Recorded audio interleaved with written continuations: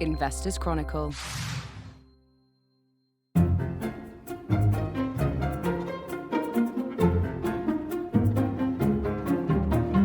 Welcome to the Companies and Markets Show. It's Thursday, the 16th of November as we record. No reshuffle for us. We are sticking with the existing crack IC team rather than bringing back editors from days of yore. And we've got another packed agenda for you again today. It's been a good week for markets, but we're going to start on a sour note by looking at Diageo's profit warning last Friday. After that, we will turn to a couple of the stronger performers of recent days. That's British Land and Land Securities, both of whom reported interim results this week. And this week in the magazine, it's our annual investment trust special, complete with 24-page supplement. So we're going to be discussing some of the insights contained therein as well. Joining me to ponder all of this are of the line, Chris Akers. Hi, Dan. Hi, Chris. And Alex Newman. Hi, Dan. Hi, Alex. And in the studio, Mitchell Labiak. Hi, Dan. Val Cipriani. Hello, Dan. And Dave Baxter. Hi, Dan. Hi, everyone. We're going to start and get the bad news out the way early then, as I mentioned. Chris, Diageo, a trading statement last Friday. They'd had some struggles with their US business over the summer, but the profit warning stemmed from a different source.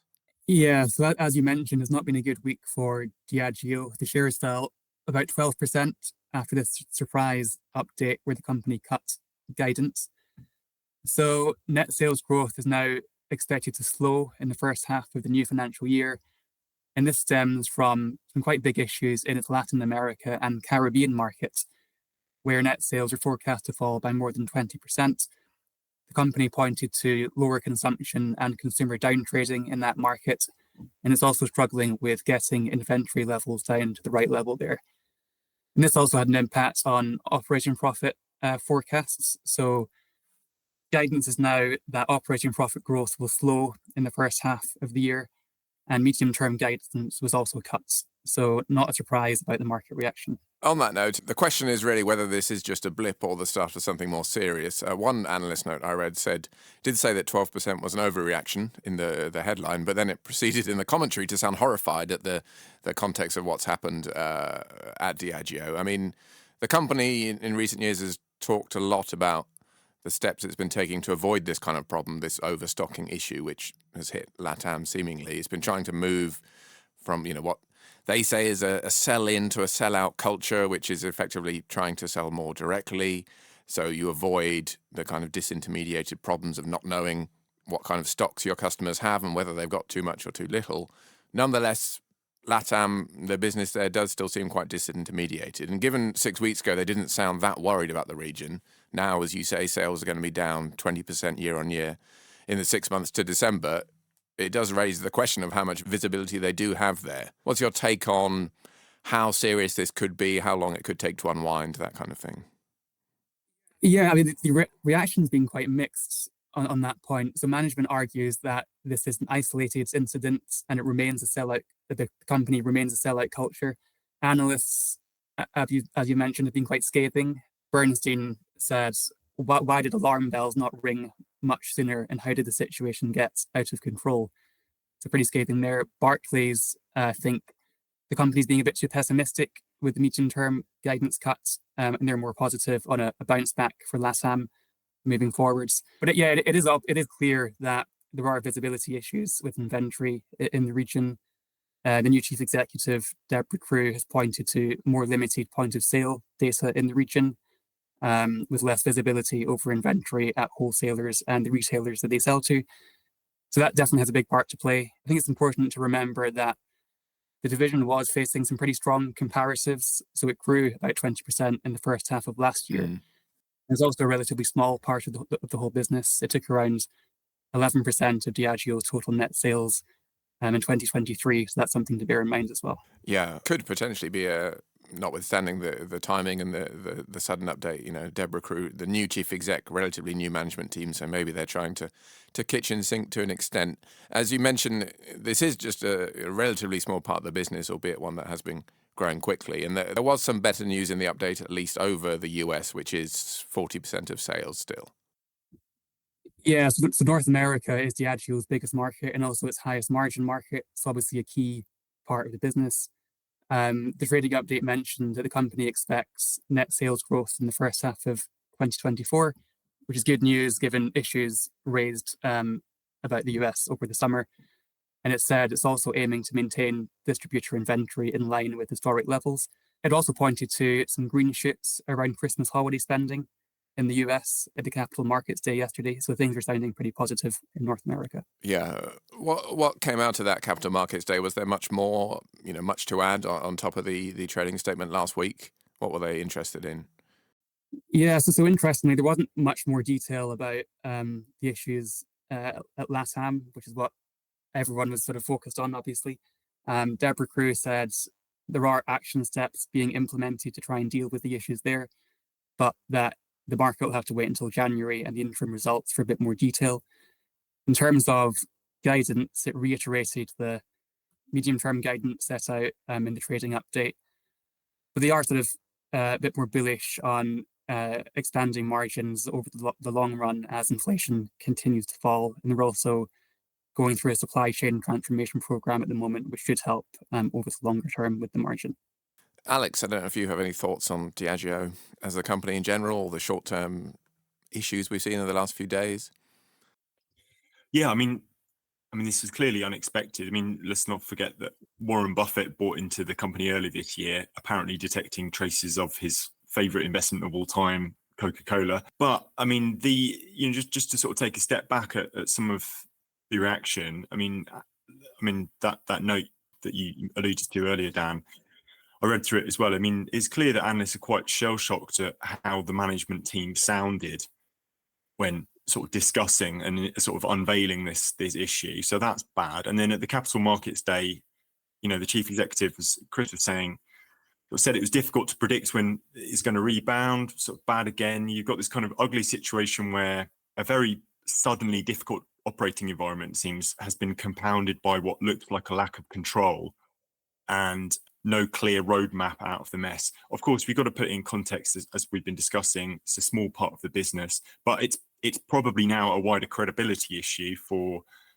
Diageo's internal controls that it wasn't able to sniff this out a little earlier.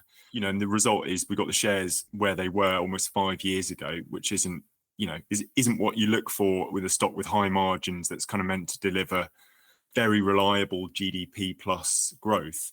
That all said, I did want to just very quickly reflag something Bearbull wrote earlier this year about the company, which is that the clear weakness in the shares might start to attract rivals because the premium some of its peers in the States are on are considerable, and the valuation of a couple of its kind of comparable rivals is double that of Diageo's.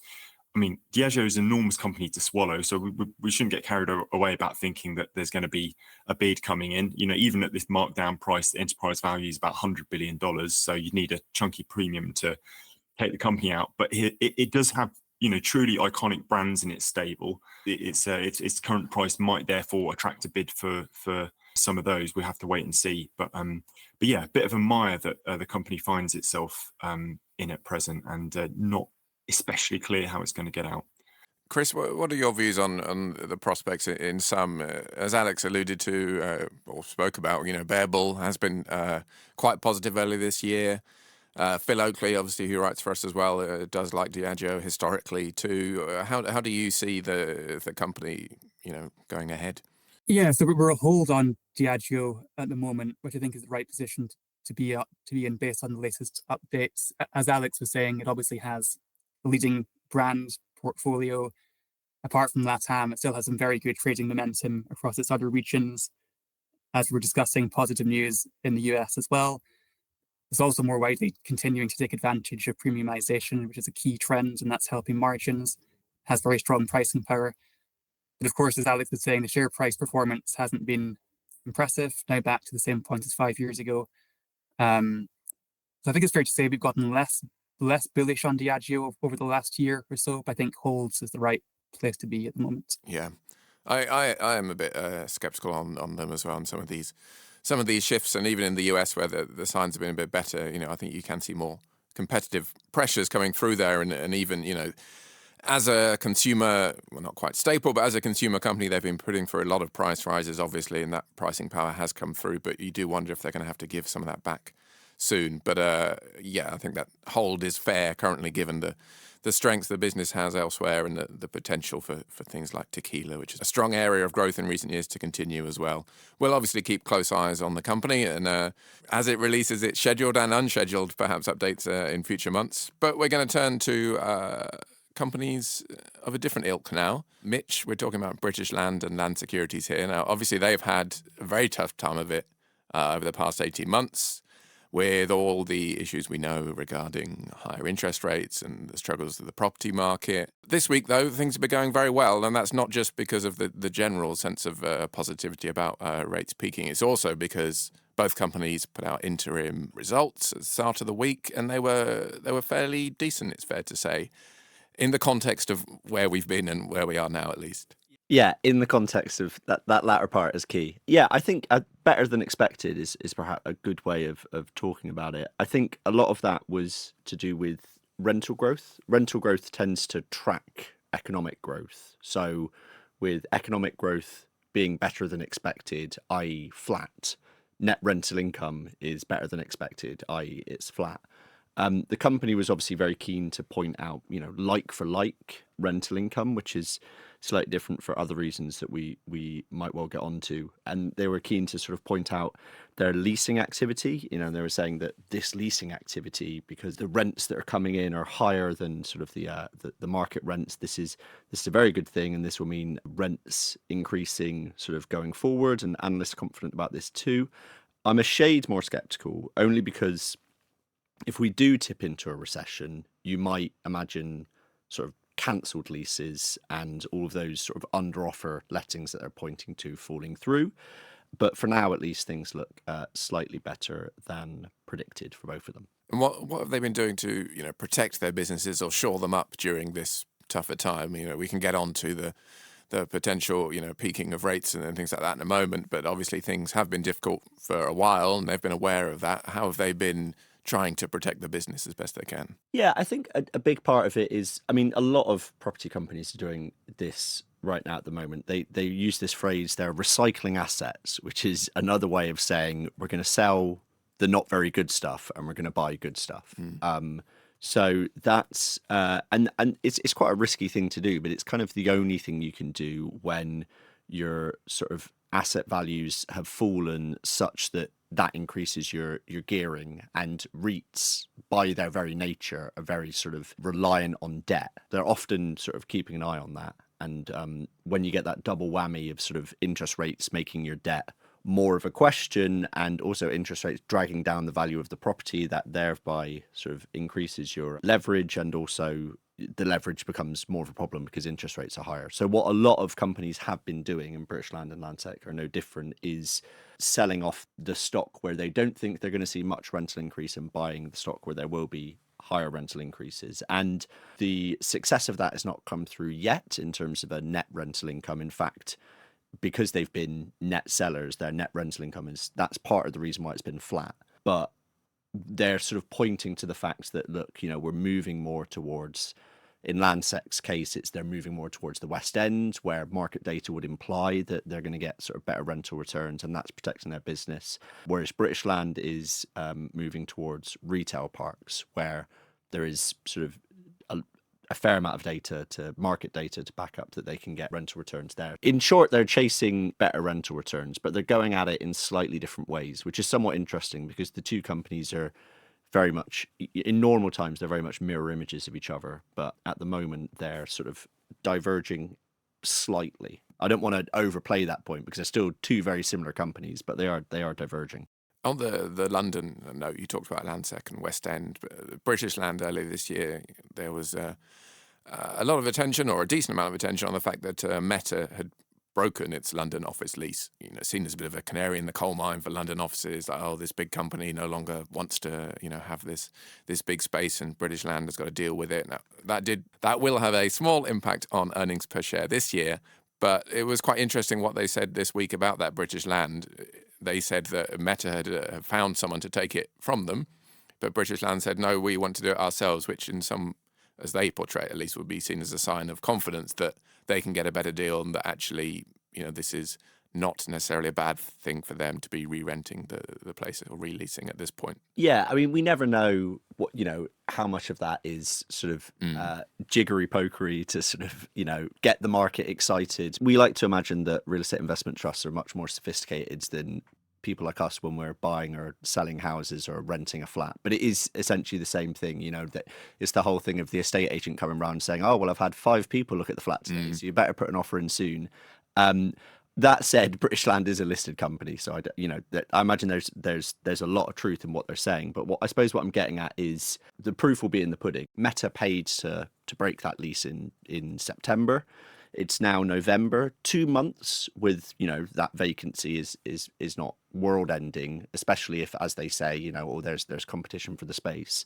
But I think if no one is in that building by Christmas, or if no one is rumoured or under offer to sort of take it in the trade press, I think we could start to ask some questions, because canary in the coal mines, I think that's a fair analogy, because the West End is seen as the most exciting part of the London office market at the moment, at a time when Canary Wharf is not doing very well at all, and the city is doing slightly better. The West End is seen as this very exciting place. So if they can't let a top of the range West End office, then that will raise questions. But we'll have to see. I mean, they certainly sounds like they can get a tenant in fairly sharpish, and the market hasn't punished them for it too much yet. So Sure. So time will tell. The retail park side of things, we've talked about that a little bit already, but that is quite interesting to me. The occupancy rates there are pretty high. British Land, they even did a little investor update on them a few weeks ago, because things are clearly going well enough that they can focus on this. But, as opposed to, the high streets and even the shopping centres to an extent, it does seem that retail parks are where those kind of businesses want to be now. And that's working out quite well for British Land at the moment. Yeah, it's somewhat surprising, because it feels very 50s. So these retail parks, just to give you an idea of what they're buying and what they own. These are your sort of, they're out of town, enormous car parking spaces, and then lots of sort of big shops. So think of Next clearances, where there used to be big W's, back when Woolworths is still trading, where you've got sort of a lot of supermarkets there now. This is what they're talking about. So they're quite old-fashioned entities, and they've been around since for a few decades now. They seemed almost kind of a bit outdated, but what sort of led to their revival, a large part of this, it's tied in with online shopping. So they're this sort of, they've accidentally, or perhaps because obviously when these things were built, we did not know the internet shopping would take off, but they've accidentally become they've reinvented themselves as this sort of hybrid shopping model. So you can go there to collect something which you bought online. They can also fulfill online orders. You can, shop there just as a human person as well. So they sort of fit into this, when there are questions around the popularity of online shopping, and also questions around the sort of viability of the high street, these retail parks seem to be doing quite well. Emphasis on quite, because once again, it's all relative in the property market.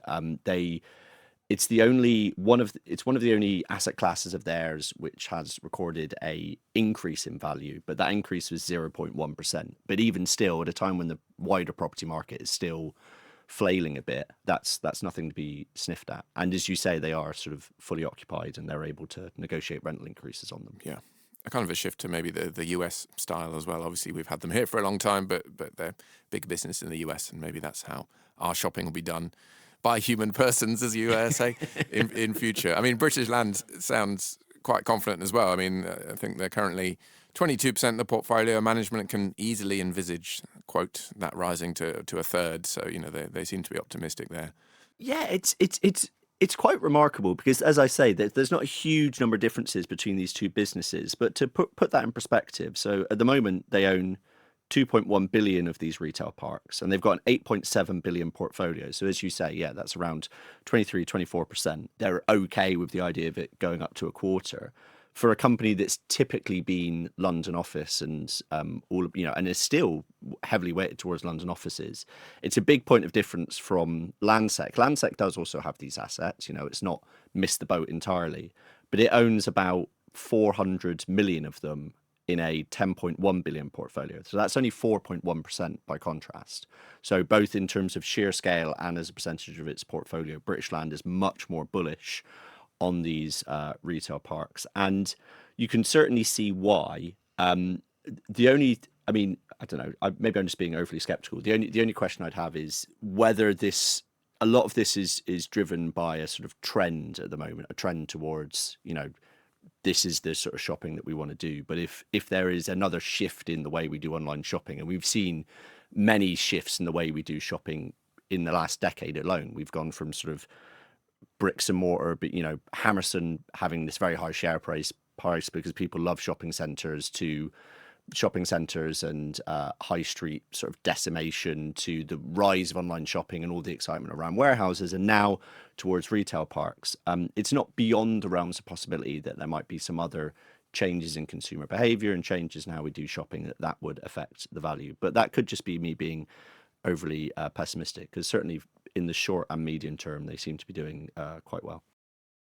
I'm going to bring Alex in again now, because as we spoke about at the top, share prices have been going gangbusters to an extent this week. Obviously this is a very rate sensitive sector, and every interest rate forecast change has a big impact on REITs. But if we are getting to a stage where rates are peaking, could we see a bit more of a reassertion of fundamentals? And B, Alex, how do you view the respective business prospects at the moment?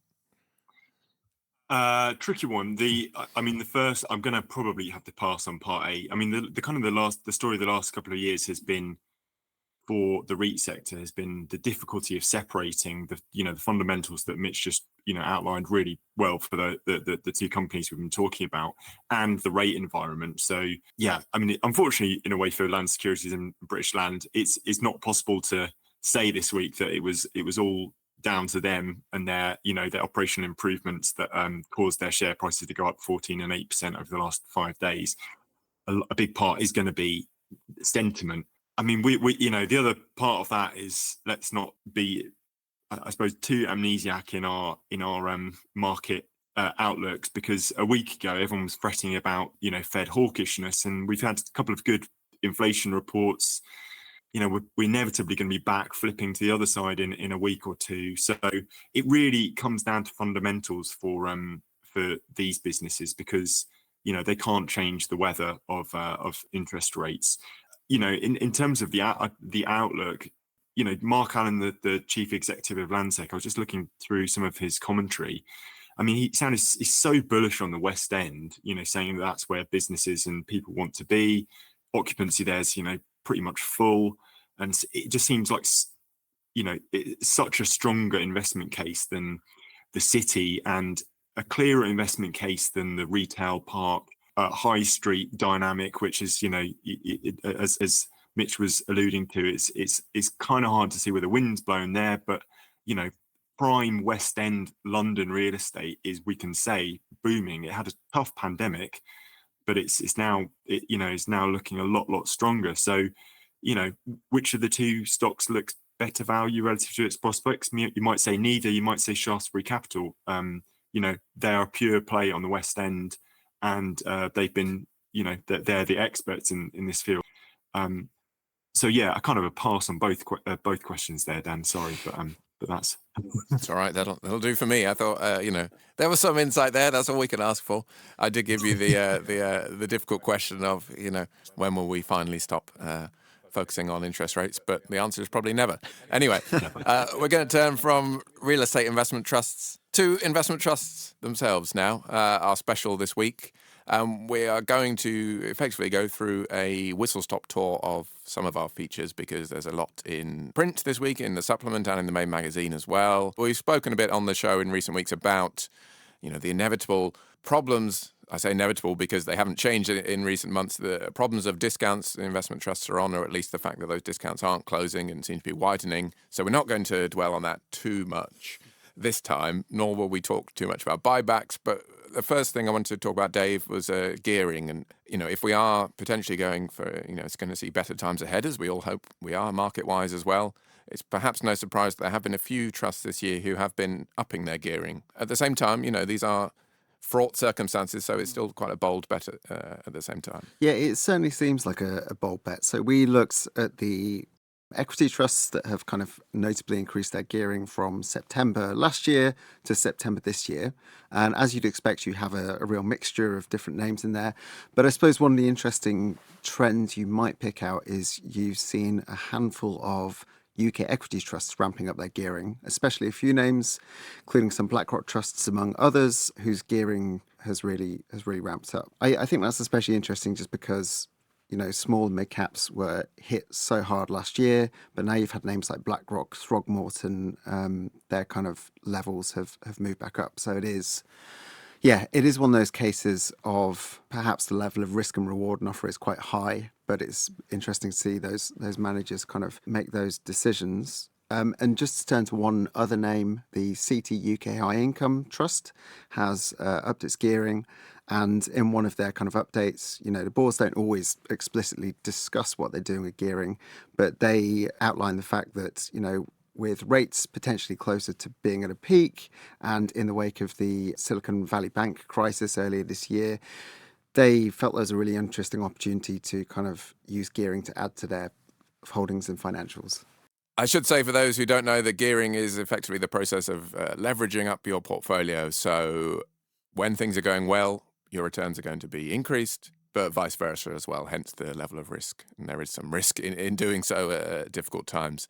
We are now going to briefly talk about discounts because, Val, one thing we mentioned in the supplement this week is the interesting fortunes of private equity. And in some ways, it looks like a rare bright spot when you consider the change in those discounts this year. But in others, that is due to one factor in particular. Yeah, that's right. Yeah, so basically most of the sectors in the investment trust world, as we know, have seen their discounts go up again from September last year to roughly September this year. And when you look at the private equity data, it is a bit of an exception because actually the average discount seems to be closing by quite a lot. A lot of it is because of one trust, which is 3i Group. That's a very big trust. It's got 18.6 billion in assets, and as such, it kind of like skews the numbers quite a bit, actually, for the whole investment trust sector, and even more obviously for just private equity. 3i has been performing very well because its basically main asset is Action Group, which is this Dutch discount retailer that has just been performing really, really strongly. And so this trust is a bit of a, I suppose, a bit of a special kind of case within the sector. And yeah, that's why it's been doing so well. But there's sort of some good news for the other trusts in the sector as well. And here we maybe should say that it's just the private equity sector and not necessarily growth capital as well, which is sort of a bit of a different story. But within private equity, both the direct funds, so the ones that invest directly in private equity assets, and the sort of funds of funds which have some sort of secondary exposure to other private equity funds, have been doing quite okay, and I have seen the discounts sort of close a little bit. There's probably a few different reasons for that. On one hand, the NAV performance has been doing actually quite okay. It has held up, considering that obviously it's also a sector where interest rates are not necessarily great news. So maybe the impact has not been as bad as maybe some people had expected. And then the other thing that we should probably take into account is that the starting point from last year was really, really very low. So discounts were very wide. So obviously it kind of sort of makes sense that they would start closing a little bit. Yeah, I think at the start of this year there was, as you say, all that concern about how rates would affect private asset valuations. And for a lot of these trusts, those falls haven't materialized to the extent that the discounts might have suggested that they might. So there has been some, if not progress there, then at least a staving off or an avoidance of that worst case scenario. Right, moving on again very quickly. Another feature we have, income, Dave, the income portfolios. Now, we have these every year, but I just wanted for this very brief mini segment to maybe look at how these portfolios have been constructed this year. Effectively, we try and, or our contributors try and provide two portfolios of income-generating trusts, income-generating assets. And there's a slight discrepancy there at the moment because, of course, on the one hand, a lot of people are looking at bonds nowadays, but there aren't really too many of those in the investment trust space. So really it comes down to whether you're backing the bombed out equity investment trusts or the bombed out alternative trusts. And we've had kind of a splitting of the ways there, perhaps, with our two contributors. Yeah, it's kind of a case of pick your different bargain, I guess. But yeah, as you mentioned, David Little, one of our specialists, he takes more of perhaps more an old school kind of equity income focused approach. So he has some names like Murray International, the Global Income Fund, some UK income funds, some Asia plays, and then he does have a bit of kind of infrastructure and debt and so on. And interestingly, some multi-asset names like Aberdeen Diversified Income and Growth, which had a strategic review recently and then decided they're going to plow on doing things as they are. But the market has not really liked that trust for quite a long time. James Carthew, our other specialist, he has taken a much more alternatives focused approach. What really struck me when he was kind of outlining his portfolio this year is just how especially bombed out his selections are. So we have names like GCP Infrastructure Investments, Next Energy Solar, Tritax Eurobox, but a lot of these names are on something like 40% discounts and really high yields. Of course, the question is, do they stay cheap, and what is the catalyst for things to get better? But that'll be an interesting one to watch in the next 12 months. Yeah, you can find all the details of those portfolios in the magazine.